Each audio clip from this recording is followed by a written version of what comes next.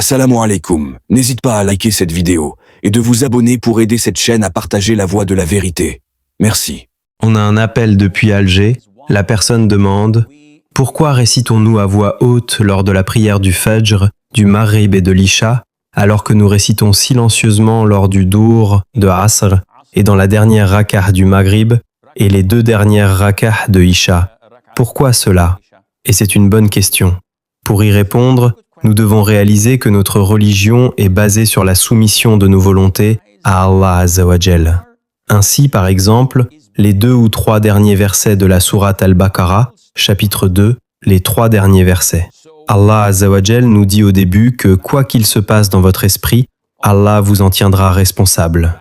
Les compagnons radiyallahu anhum sont venus voir le prophète sallallahu alayhi wa sallam et ont dit « Ô prophète d'Allah sallallahu alayhi wa sallam, on nous a ordonné de faire le djihad, de combattre dans la cause d'Allah et de faire face à la possibilité d'être tué ou blessé.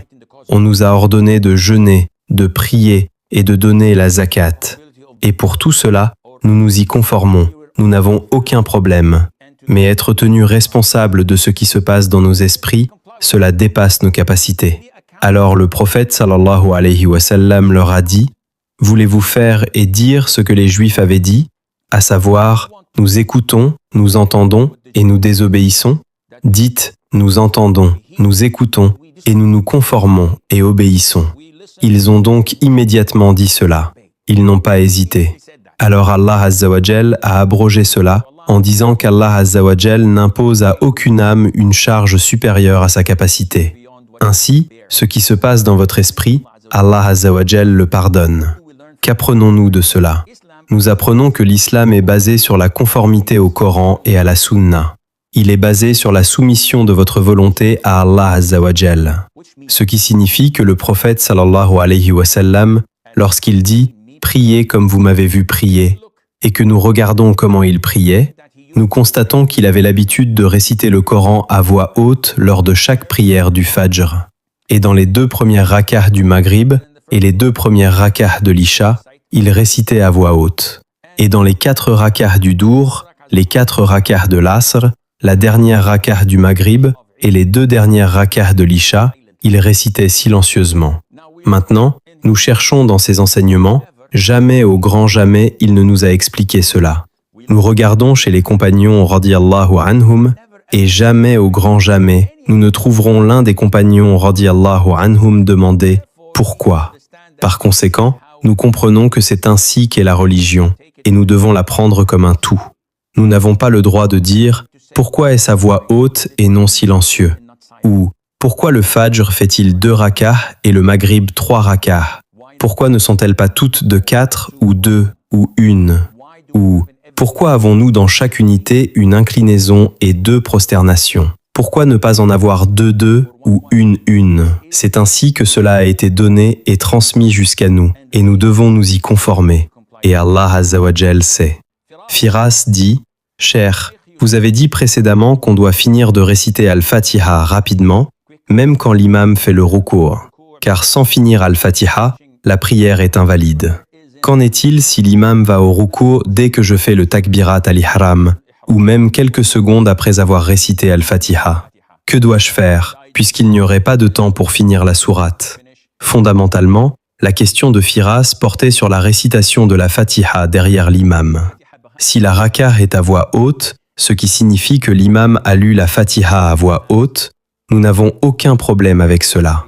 Que vous arriviez au début, au milieu ou à la fin de cette rakah particulière, l'opinion la plus authentique est celle de l'école de pensée malikite qui stipule que tant que l'imam l'a récité à voix haute, cela suffit aux fidèles pour ne pas avoir à la réciter. Si vous voulez la réciter, alhamdulillah, mais si vous ne le faites pas, votre prière est valide. Notre problème concerne la rakah silencieuse. Si je rejoins l'imam dans cette rakah dès le début et qu'il a fait le ruku' avant que je ne finisse ma rakah, cela signifie l'une de ces 2 choses. Soit il est trop rapide, soit je suis trop lent. S'il est trop rapide, cela signifie que toute la congrégation se plaindra et dira « Akhi, je n'ai pas pu lire ma Fatiha, l'imam était trop rapide. » Dans ce cas, vous devez aller parler à l'imam, et si nécessaire, vous devez changer d'imam, car sa prière est invalide et il ne peut pas réciter aussi vite alors que l'ensemble de la congrégation en souffre. Mais cela ne peut pas affecter votre prière, ce qui signifie que s'il va au ruku, vous récitez votre Fatiha aussi vite que possible. Même s'il relève la tête du ruku, vous y allez et faites le ruku après lui et vous le rattrapez, car il n'y a aucune faute de votre part. Mais si vous étiez trop lent, alors là, nous avons un problème.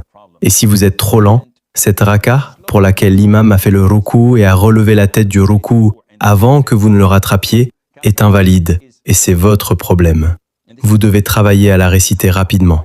Maintenant, c'est dans le scénario où vous et l'imam avez commencé à réciter la Fatiha ensemble. Il existe un second scénario, qui est celui où vous avez rejoint cette raka tardivement. Imaginons que je sois entré dans le masjid alors que l'imam était à la 3e raka, qui est une raka silencieuse. Le temps que je sois dans le rang et que je dise « Allahu Akbar », « Alhamdulillahi Rabbil Alamin », l'imam dit « Allahu Akbar » et part pour le ruku. Maintenant, j'ai l'un de ces deux choix. Soit je suis rapide et je peux finir ma Fatiha en quelques secondes ou 3 secondes, sachant pertinemment que je serai capable d'être en position de ruku avec l'imam et qu'il en soit ainsi. Donc une fois qu'il va au ruku, je dis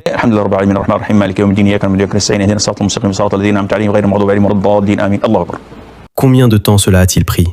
2, 3, 4 secondes et l'imam est toujours en train de dire Subhana Rabbil Azim. Si beaucoup de gens disent oh là là, c'est trop rapide, je ne peux pas la réciter aussi vite, et que l'imam relève la tête, dans ce cas, vous êtes exempté. Dites simplement Allahu Akbar et faites le ruku. Cher, je n'ai pas fini la Fatiha. Aucun problème, car le temps était limité. Ce n'est pas votre erreur. Vous êtes arrivé en retard. Et de même, et c'est le cas par défaut, si vous êtes arrivé alors que l'imam est déjà en ruku, la chose que vous faites est Allahu Akbar, Takbir al-Ihram, Allahu Akbar, vous allez au ruku. Pas de Fatiha, pas de Dua al-Istiftah, pas de rien du tout. Vous allez juste au ruku. J'espère donc que cela clarifie les choses. 1. Si vous rejoignez l'imam dès le début de la raka silencieuse, soit il est trop rapide, soit vous êtes trop lent. 2. Si vous rejoignez l'imam tardivement, de sorte qu'il n'y a pas assez de temps pour réciter la Fatiha parce que vous êtes arrivé en retard, ou si l'imam est déjà en ruku. Et j'espère que cela clarifie un peu les choses.